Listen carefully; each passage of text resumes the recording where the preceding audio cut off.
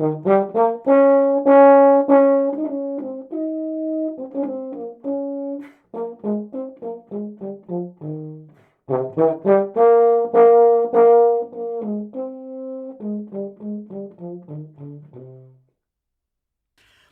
going on, everybody? Aaron here, helping musicians get better, faster, and what you just heard was the all-state lyrical exercise for 2020 for middle school band. So let me just give you a couple things to look out for as you practice this thing and you're getting ready for your audition, and some things I would kind of be listening for if I was adjudicating your audition. So the first thing I would notice when kind of looking at this thing is that it looks like the dynamics are actually going to be your trickiest part of the entire thing. You have pianissimos, pianos, and then forte, and you typically don't have a lot of growth. Like, you don't crescendo to a forte, it's just suddenly forte.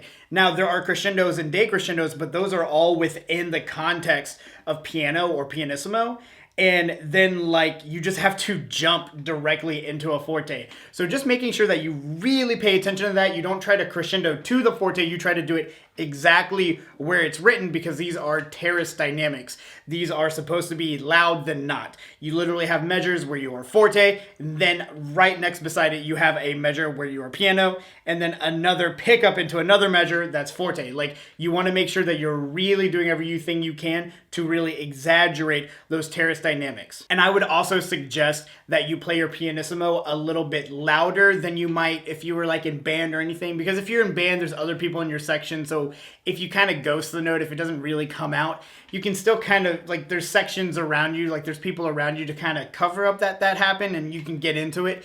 If your very first note here is supposed to be a pianissimo E flat and it just doesn't quite happen, that's your audition. Like, it just doesn't work out really well. So go ahead and bring it up just a little bit, but that's going to require you to play piano just a little bit louder than you normally would, and forte louder than you normally would. Don't push the forte, though, to a point where it is too loud and you're like fracking all over the place and your sound's not good. So just bring everything up just a little bit from what you normally would if you were in like a band setting.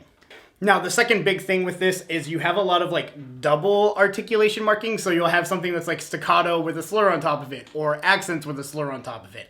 I tend, when I interpret that, to lean towards the articulation side of things. So if it's staccato with a slur, I'll lean more towards the staccato side of things.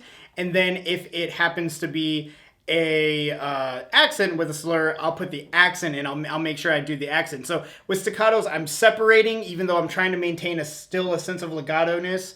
And then with accents, I'm still accenting a good bit while trying to be legato throughout, all that kind of stuff. It's kind of confusing, though.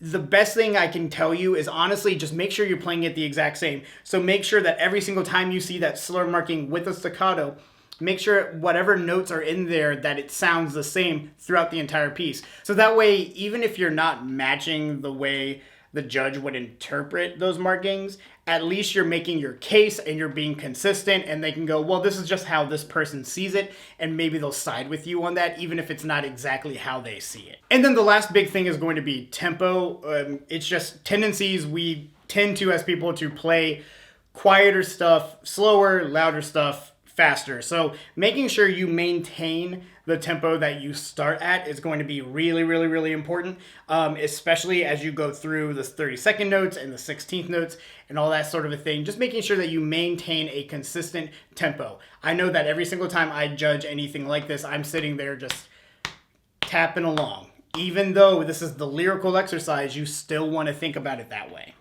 But really, that's all I've got for this one. There's not a ton to worry about, but it does have its traps. So just make sure you're covering all your bases with that. And just the big thing is, make sure that you're making really good music, not just playing the right notes at the right time. If you like this video, or if it was helpful, please like it. Make sure you're subscribing so you see more videos like this. If you haven't already, check out the playlist that this video is in to get some more tips for All-State.